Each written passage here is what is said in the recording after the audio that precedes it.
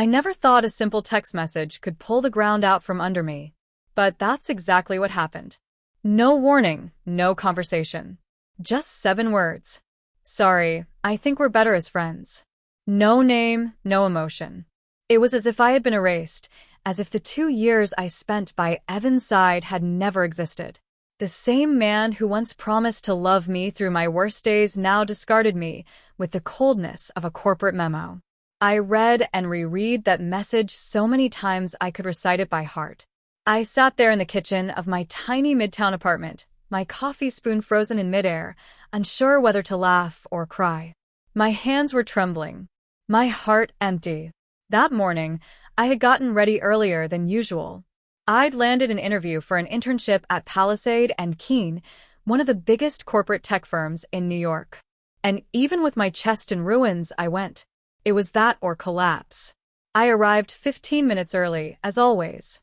I faked a smile, swallowed the pain, and faced the interview as if nothing had happened. Maybe that's what impressed the HR manager, or maybe it was my flawless resume and the hunger in my eyes. Either way, I got the job. I started as an intern in the data department.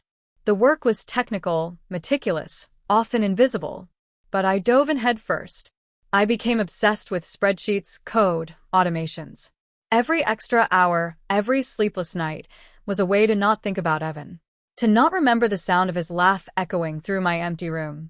He moved on, or at least that's what social media showed me. Photos with friends, new projects, a new relationship just months later. Me? I became a statistic. The invisible X. But there's something people underestimate about those who've been left behind. Hunger. I was starving for something bigger. For justice. In 2 years, I was promoted 3 times. From analyst to manager, then to director of operations. I became one of the youngest on the executive team, known for being methodical, strategic, ruthless. But no one knew what truly drove me. One gray Tuesday, as I reviewed a team integration report, the HR director walked into my office with a smile. "We have a new junior manager starting today. He'll be joining the market analysis team. Strong resume, MBA from Chicago. Want to meet him?" I nodded distractedly, eyes still on the chart. "Sure. Bring him in." When the door opened and I heard that voice, time froze. "Hi, pleasure to meet you. Evan Trenton." I slowly looked up. He stopped smiling. The color drained from his face. My heart didn't skip a beat. It just stayed steady. "Evan," I said with rehearsed calm, "welcome to Palisade and Keene. I'm Claire, Director of Operations." The way he swallowed hard fed me for days. He dumped me by text. Now he was answering to reports with my signature. But I didn't humiliate him. At least not yet. Evan looked uncomfortable from day one. Sat at his desk like the floor might open at any moment. Avoided eye contact. Never mentioned me. Never spoke to me. It was almost pathetic. But I was professional. Exemplary. At first. In meetings, I let him present results. When he made mistakes, I corrected them with grace. When he got it right, I praised him publicly. It confused everyone. And more importantly, it confused him. Then, one rainy evening, we found ourselves alone in the elevator. He waited for the door to close and said, hesitantly, "Claire, I didn't know you worked here." I feigned surprise. "You didn't? You didn't research before accepting the job? I thought you were still in education." I smiled. I was. But I decided to grow. He went silent, then said, "I'm sorry for how things ended." I turned to the elevator panel, watching the numbers, then looked back and murmured, "I'm not." It ended exactly the way it needed to. The door opened. I walked out without looking back. Evan made his first serious mistake 2 months later. A report was sent with inconsistent data, leading to poor decisions for a major client. The loss was contained, but the error was real. The board recommended dismissal. I, wearing my best mask of serenity, opposed. "Let's reassign him. Train him. Give him another chance." They agreed. And Evan stayed. Owed me. In the weeks that followed, I started involving him in increasingly complex projects. I watched him drown in deadlines, deliverables, expectations. He stretched himself thin, trying to prove he deserved to be there. But the system was built for collapse. And when it collapsed, he came to my office at 9 p.m., shirt damp with sweat, eyes red, hands shaking. I can't keep up. I need help. I slowly crossed my legs, looked at him like I was looking at the past. Evan, this company demands resilience, focus, clarity. I'm trying. It's just, I feel like no one's supporting me, like they're waiting for me to fail. I leaned forward slightly. Maybe you're projecting. Claire, please, just one more chance. I can do better. I sighed. Fine. One more chance. But this is the last. He left with a thread of hope. I knew he wouldn't make it. And I knew exactly what I would do when he failed. In the days following that awkward meeting, the executive floor felt like another planet. The air was heavy, not with open tension, but with silent expectation, contained whispers, sidelong glances. Word of the restructuring had spread, and Jonathan's name resurfaced here and there like a half-forgotten myth. But no one really knew why he was back. They only knew that now, the one occupying the executive office, with its panoramic view, solid wood door, and living plant on the desk, was me. I walked with steady, silent steps, in medium heels that betrayed neither haste nor hesitation. The same serene expression as always on my face, like someone who carries time with patience. But inside, something boiled. It wasn't anger. I had moved past that years ago. It was a hunger for justice. A longing for the truth to stop being whispered in the shadows and finally breathe in the light. Jonathan avoided me like every hallway was an emotional minefield. It was almost comical. Our eyes met during team meetings, and he looked away as if afraid I could read him with a blink. And it made sense. After all, he was now facing two versions of me he couldn't reconcile. The woman he once loved and left via text message, and the executive who now signed his paycheck, reviewed his reports, and held the power to erase him with a single signature. But I wasn't looking for revenge out of spite. I wanted elegance. I wanted him to learn. I wanted them all to learn. In meetings, I was direct. No sarcasm, no mockery. Just the firmness of someone who knows their own worth. I gave surgical feedback, backed by data, stripped of emotional dressing. To others, I was simply a competent leader. To him, I was a mirror, and I knew that was devastating. At lunchtime, Jonathan avoided the main break room and made a point of eating in silence at odd hours. Still, the jokes found him. Ever thought about working for your ex? Raphael, one of the senior directors, joked, sparking laughter. Jonathan gave a weak smile. They had no idea that this wasn't even the most humiliating part. What truly stung was the past he tried to hide. Years ago, during our relationship, we had discussed career strategies in intimate conversations.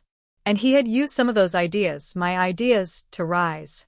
Now, those very ideas were under my management, in my hands. And finally, under scrutiny.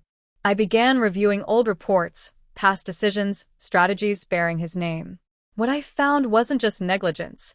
It was omission. Poorly structured projects, unrealistic goals, mistakes disguised as scope changes. But the worst part was the pattern. He always blamed someone else. Analysts, coordinators, even interns. There was always a scapegoat. Interestingly, those scapegoats began seeking me out.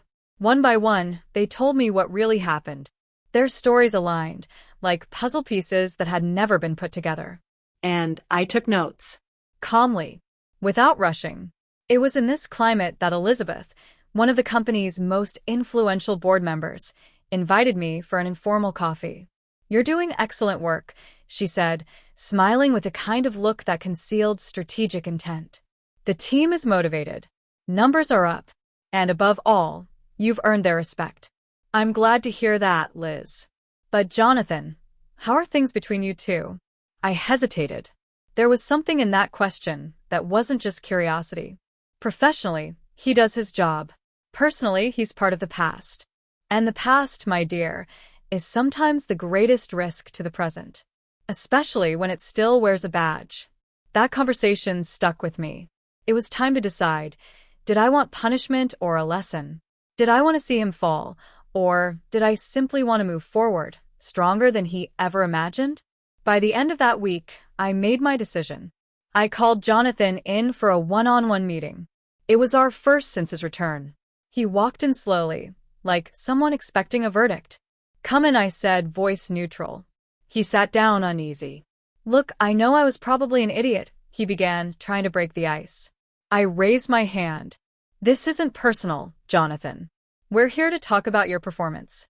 He paused, nodded. "Okay. I have 3 reports with analytical errors, 2 delayed project deliveries, and 1 formal complaint from finance about your collaboration. I need all of that resolved by Friday. He swallowed hard. "I can explain." "I don't need explanations. I need results." Silence. He looked at me, searching for a trace of the woman who once trusted him. But there was no room left for nostalgia. Only professionalism. And justice. That night, I stayed late at the office. I opened the bottom drawer and found an old notebook of mine. Inside were notes I had taken years ago, ideas I'd shared with him, concepts I later saw appear in his reports. There was no formal proof of plagiarism, but the pattern was unmistakable. I put the notebook away. I didn't need to expose it. I had already won.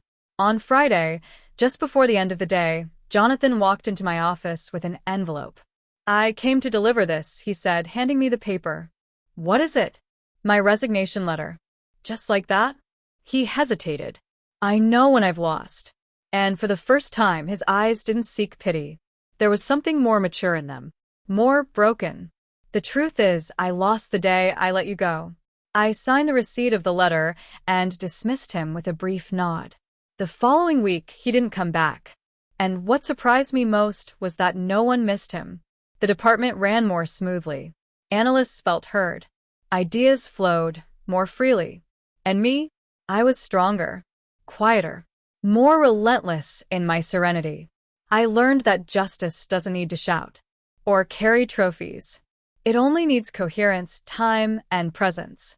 Sometimes, life gives you the chance to face the past, not to rekindle anything but to show you've moved on, that you've won, and that the best response to someone who underestimated you is your success. Quiet, steady, and impossible to ignore. The weeks that followed were marked by discreet meetings, strategies drawn up in quiet cafes, and encrypted messages exchanged between investors interested in new leadership for Orion. It was like moving pieces on a chessboard, and Claire's about to make the checkmate move. She didn't reply to Thomas's messages after that tense lunch. It was clear he wanted to test the waters, maybe twist the past to regain some control. But Claire no longer had time for emotional games. She was juggling meetings with board members, lawyers, a new strategic plan that would reinvent the company's culture, and, discreetly, compiling a full dossier on the unethical decisions Thomas had been making since becoming CEO. She wasn't in a rush. The strike needed to be precise, leaving no room for error. Meanwhile, the company began to unravel from within. Many talented people had left after Thomas took over, and those who stayed were dissatisfied, demotivated, and some were secretly in touch with Claire. Without holding any official position, she had become the emotional anchor of the team, the leader they longed to have back. And it was on a rainy Monday afternoon that everything began to shift publicly. An anonymous article published in a high-prestige corporate blog detailed questionable practices at Orion under Thomas's leadership, manipulation of reports, strategic leaks to benefit allied competitors, and even a multi-million-dollar fraudulent contract with a consulting firm he secretly controlled. The scandal hit like a bomb. The board held an emergency meeting. Thomas stayed silent during the virtual call, his face tense, gaze lost. For the first time since his appointment, he was cornered. And Claire? She was watching it all unfold from the terrace of a neighboring building, with a laptop on her lap and a coffee in hand. She didn't need to say a word. Just watch. It was her moment. The next morning, an extraordinary shareholders' assembly was called. The atmosphere was tense, almost funereal. Many expected a public resignation. Others, mass firings. But no one expected Claire to walk through the front door with the calmness of someone who had already won. She wasn't wearing a luxury suit or flaunting brands. She was dressed in her usual minimalist elegance, but there was something in her walk that seemed to slow down time. A respectful silence took over the room. "Good morning," she said, before any formalities. "I hope you're ready to hear something you'll never forget." The investors glanced at each other. Thomas, seated at the head of the table, turned pale. He didn't know Claire had secured the support of two of the largest private funds controlling the majority of Orion's preferred shares. He also didn't know a third, previously silent fund had transferred its voting proxy to her the day before. Claire didn't need votes. She already had control.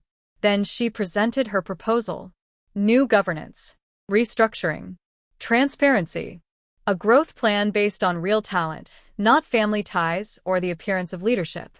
By the end of the presentation, the room erupted in applause. Not theatrical excitement, but collective relief. The company could be saved. Thomas was dismissed on the spot, in front of everyone. No scandal, no words, no chance to defend himself. "You underestimated me twice," Claire told him in a private conversation right after the meeting. "Once as a woman, once as a professional. I hope you never make that mistake with anyone again." He simply lowered his eyes. There was nothing more to say. The following months were about rebuilding. Claire officially became Orion's president. Under her leadership, internal satisfaction rates soared. Abandoned projects were revived and former employees asked to return. The company began to be cited in corporate transformation case studies, and quietly, Claire turned down $2 billion buyout offers. She wanted more than money. She wanted legacy. As for Thomas, he was seen trying to launch a startup. He failed. Tried giving lectures about leadership and resilience. No one listened. The man who once believed power meant status now walked through the shadows of what could have been, but never was. Claire never publicly revealed her involvement in his downfall. She was above that. She preferred the silence of winners over the noise of the vengeful. But everyone knew. The newly renovated executive office was relocated to the top floor of the headquarters. And, curiously, a phrase was etched into the entrance wall. "Those who disdain deep roots often fall to their own winds." No name was signed beneath the quote. But everyone knew whose it was. Jonathan's name had disappeared from the lists, the meetings, the hallways. His absence, far from raising questions, was met with relief by many. Even if no one said so openly. Rumors spread, as they always do, but no one dared to ask me directly what had happened. And me? I simply kept working. Focused, steady. My time was now far too valuable to waste looking back. With Jonathan's departure, the team blossomed. Analysts who once hesitated to present ideas started approaching me with bold, creative, and effective proposals. It was as if the shadow that had hovered over that department had finally lifted. What surprised me most was realizing how fear, that force that stifles talent and sabotages growth, had quietly taken root under his leadership. Now, without that shadow, people allowed themselves to dream and to act. In the third week after his dismissal, I received an email that made me stop. Subject: Project Helix, you need to see this. The sender was Camila, a legal department analyst. We barely knew each other, but I knew she was meticulous and dedicated. I opened the email. There were attachments, financial reports, old meeting minutes, copies of contracts. All linked to a project shelved 2 years ago called Helix. I started reading. Project Helix had once been one of the company's biggest bets in the tech innovation sector. But suddenly, it was buried without explanation. On paper, it seemed like just another promising idea that didn't work out. But in the reports, there were inconsistencies, inflated contracts, altered budgets with mismatched dates, and one recurring name on every approval: Jonathan. My hands began to sweat. I opened a spreadsheet Camila had included. It traced the financial path of transfers authorized by him, some of them even sent to companies sharing the same tax address. I ran a quick search. These companies had no websites, no registered employees. Most likely, shell corporations. I took a deep breath. The pieces began to fall into place. The defensive behavior. His insistence on returning to the company. His attempts to stay close to the board. He didn't just want a job. He wanted to control the narrative before it slipped out of his hands. But it had already slipped. That night, I didn't sleep. The next day, I called Camila in for a confidential meeting.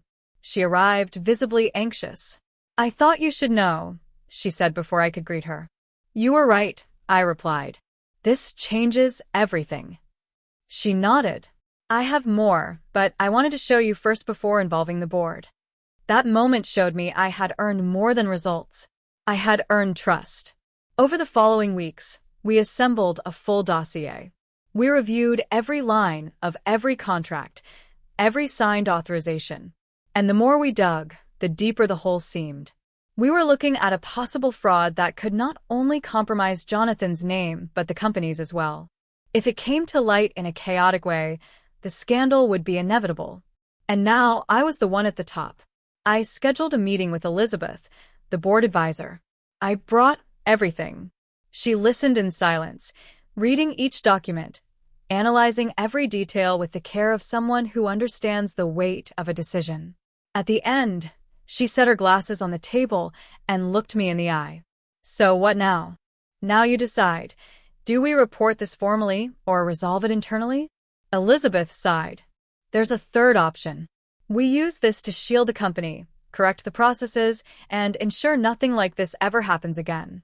And as for him, we handle it legally. Quietly." I agreed. The company's reputation was worth more than any scandal. But there was still one step I needed to take. A step that wasn't about contracts or reports. It was about myself. That evening, I walked to the place where it all began. The small apartment I had rented when I first arrived in the city. A simple place, with peeling walls, the smell of old paint, and windows that creaked in the wind. It was there that I dreamed. Where I mapped my plans carefully, read biographies of women who inspired me, cried quietly when things went wrong. I sat on the floor, just as I had done in my early days there. And I closed my eyes. I remembered the girl I once was. The girl who trusted someone who saw her as a stepping stone. The girl who believed love and admiration walked hand in hand. And who learned, in the harshest way, that not everyone has the courage to build beside you. But there I was. Strong. Whole. The next day, the board called an extraordinary meeting. The plan was simple: review all internal policies, audit the critical sectors, and establish a new risk assessment model. Everything would be double-checked from then on. Nothing would ever again rest in the hands of just one person. The company's reputation remained intact. Jonathan was formally notified. No headlines made the news. No scandal leaked. But the inner circles knew. And more importantly, he knew. And so did I. Months later, at an industry conference in New York, I was called to the stage as one of the most influential executives of the year. The auditorium was packed. Bright lights, microphones, flashes. And there I stood, in a sober dress, hair pinned back, a quiet smile on my face. I took the trophy, gave my thanks, and at the end of my speech, I said, "Leadership isn't about control. It's about building. It's not about silencing others. It's about listening. And above all, it's about knowing that even pain can become fuel if you choose to turn it into strength." Applause. In the audience, I saw familiar faces. Colleagues, mentors, rivals. But none of them intimidated me anymore. Because I had already defeated the greatest of them all, the fear of not being enough. And in that moment, I understood what Elizabeth meant by, "Don't let the past sabotage your present." The past didn't sabotage me. It propelled me. And the story that began with a cowardly betrayal ended with my signature on contracts that would shape the future of the company, of my life, and of so many other women who, like me, chose not to bow their heads. Because in the end, the best response is the kind of brilliance no one can dim. The brilliance of someone who knew how to win without crushing, who knew how to begin again at the top. In Jonathan's absence, his department went through a complete transformation. The team breathed a sigh of relief, processes became lighter, and results began to emerge within weeks. Analysts who once lacked confidence started to shine with innovative ideas. It was like opening a window after years of breathing stale air. But fate, as always, had its own pieces to play. On a rainy Tuesday afternoon, I received an unexpected call. It was from the vice presidency of the international headquarters. A new project was about to be launched in Latin America, and my name was on the list of recommended leaders for the operation. It would be a leap, not just professionally, but for my life. The beginning of a new cycle in another country, with a new team and a different culture. I spent that night in silence. In the apartment we once shared, now mine alone, memories seemed to linger in every corner. The armchair, where he used to read reports. The wine rack he gave me that we never used. The living room lamp we picked out together. I looked around and understood. There was nothing tying me to that place anymore. The next day, I accepted the challenge. The news spread quickly. Some celebrated. Others were saddened by my departure. But deep down, everyone knew it was deserved. I had earned it with hard work, focus, and a rare kind of patience, the patience of someone who chooses not to seek revenge with rage, but with results. Shortly before my departure, I was surprised by a visit. Jonathan. Thinner, more serious, less arrogant. "I heard you're leaving," he said, hand in his pockets, like someone trying to hide the weight of past mistakes. Yes. A new cycle. I wanted to apologize. Not for the failed deliveries or the meetings, but for underestimating you. I didn't see who you were. Or maybe I did, and it scared me. Thank you for saying that. Truly. He nodded. And also, I wanted to say I loved you. In my own flawed way, but I did. And I forgave you. In my strong way, but I forgave. He tried to smile, but his eyes were filled with sorrow. Not the sorrow of lost love, but the sorrow of knowing the other person had bloomed and you had been left behind. Months later, I was in Bogota. The new office was modern, full of sunlight, and bursting with challenges. Every day, I crossed the city with my hair down, my head high, and my heart at peace. The woman who was once replaced by an empty promise was now leading one of the most promising operations on the continent. Sometimes I thought about everything that had happened. Not with resentment, but with gratitude. Jonathan had been a mirror of everything I did not deserve. And by walking away from him, I had come closer to myself. During one of the international meetings, a colleague asked me, "What's your greatest achievement?" I smiled, without hesitation, realizing I can rebuild everything without having to tear anyone down. The room fell silent. And then came the applause. Because that is the true victory, when the world recognizes you not for what you endured, but for who you chose to become after the storm. And there, in a foreign country, surrounded by new people and bigger dreams, I understood. Success is not the destination. It's the path chosen by those who decide to move forward, even after being shattered into pieces.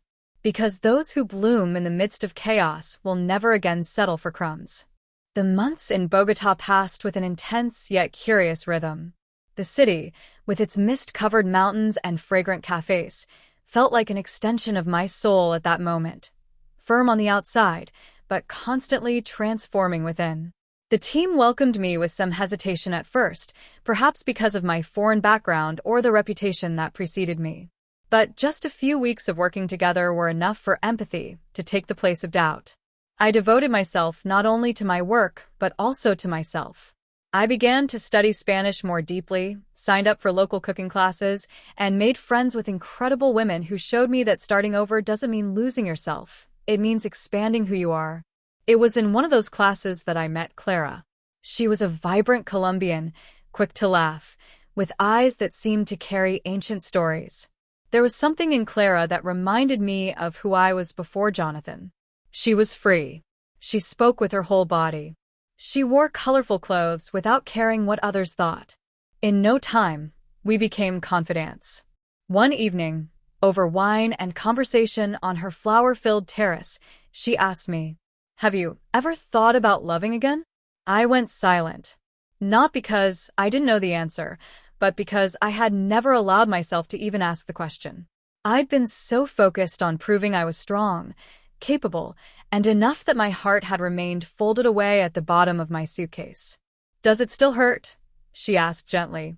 It doesn't hurt anymore. But it's like a scar I'm still afraid to show. As if it made me less desirable. That's not what makes you more or less desirable. It's the fear of loving again that makes us feel incomplete. That conversation stayed with me for weeks. One day, at a business innovation conference in Medellin, I was invited to give a talk on emotional leadership. I spoke about resilience, active listening, trust, and how real power isn't about controlling others, it's about knowing yourself. At the end, as I stepped off the stage, a man approached with a gentle smile and a book in hand. Your talk moved me deeply. I'd like to give you this book. I don't know if you'll enjoy it, but it was written by my mother about women who rebuilt themselves after great loss. The gesture, delicate and unexpected, touched me. His name was Diego. He was an economist, but also wrote columns for a local newspaper. We started talking, first about books, then about life, and slowly about pain. There was no rush between us. Our conversations were calm, with long silences that didn't demand explanations. He respected my space, laughed at my quirks, and listened to me as if every word I said mattered. It was new and terrifying, but also beautiful. One afternoon, as I was leaving work, I got a call. It was the general director at headquarters. A new position was being created in New York. The role would be strategic, tied to the company's global expansion. And once again, my name was among the shortlisted candidates. My heart split in two. For years, I had dreamed of reaching that level. It was the top, the ultimate recognition of everything I had built. But now, there was Clara, my peaceful routine, and Diego. And more than anything, there was a sense of belonging. For the first time, my life didn't revolve around proving anything to anyone. It simply was. I told Diego about the offer. He listened in silence. What does your heart say? He asked. That I'm still tired of fighting so hard. Then maybe it's time to win in a different way. I turned down the offer. For the first time, I chose not to rise, but to deepen. I continued my work with excellence, but I also began to write personal reflections, stories, chronicles about women who silently win invisible wars every day. I sent a few texts to an independent publisher in Bogota. 3 months later, I got the news. They wanted to publish a book with my name on it. I called the book Flowers and Ruins. It was a collection of real and fictional stories inspired by women like me, and like so many others who rise again in silence, not needing applause, but deserving all of it.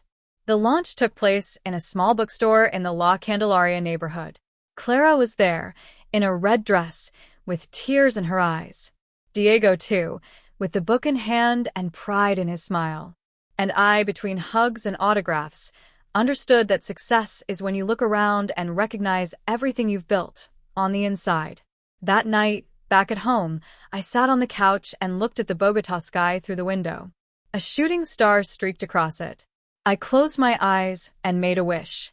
It was no longer for fame or power or justice. It was something softer. I wished to remain faithful to the woman I had become. And in that deep silence, between the distant hum of the city and the sound of my own heart, I knew, for the first time in a long time, that I was exactly where I was meant to be. The weeks following Jonathan's departure felt like the beginning of a new chapter. It was as if the weight that had hung in the air had finally lifted. The energy in the company was lighter. Ideas flowed, projects moved swiftly, and more than anything, I felt like I had regained control, not just of the leadership, but of my own story. That's when a new challenge emerged. Our biggest competitor, the one that had tried for years to bring us down, made an aggressive offer to one of our most important clients. It was a risky, underhanded move.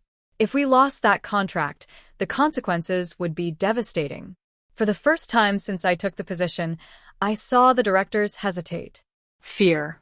Pressure. Uncertainty. But I was ready.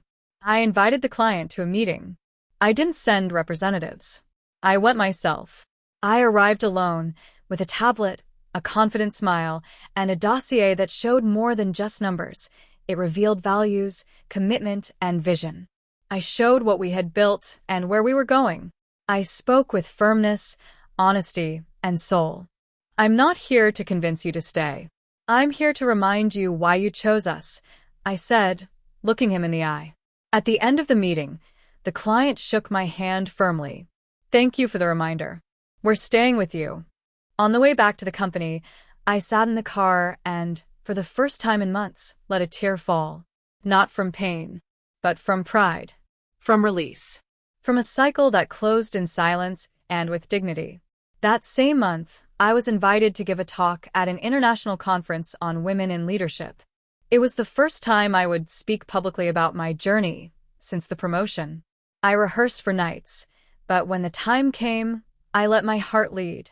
I shared not just the victories, but the moments of doubt, the days I cried in the restroom, and the nights I nearly gave up. And I spoke without names of the love that became a lesson. Sometimes, life puts us face to face with those who tried to diminish us, I said on stage. And not so we strike back, but so we choose to shine even brighter. Because true revenge isn't to wound, it's to bloom. The audience rose in a standing ovation. I smiled silently, knowing that moment wasn't about recognition, it was about healing. In time, I heard that Jonathan had moved to another city, away from the spotlight, starting over. I didn't wish him harm. On the contrary, I wished that he, too, would find his path to rebuilding, away from arrogance, close to truth. And me? I kept going. I kept leading with strength and empathy. I kept studying, growing, learning every day. The self-love that had risen from pain became my foundation. I no longer felt like anything was missing. I was enough. And I knew that when true love came, it wouldn't arrive to fill a void, but to overflow what was already full. Years later, I ran into a former colleague at an event. Do you remember all of that? She asked, smiling. I do. Every detail. You became such an inspiration to so many of us. But what struck me most was how you won. Without yelling. Without lowering yourself. That's what winning is about, I replied. About keeping your essence, even when everything tries to change you. The story could have ended in revenge, shouting, or public exposure. But I chose another path. I chose to be bigger than the pain, stronger than the pride, and truer to the woman I wanted to become. And that's how I ended that journey.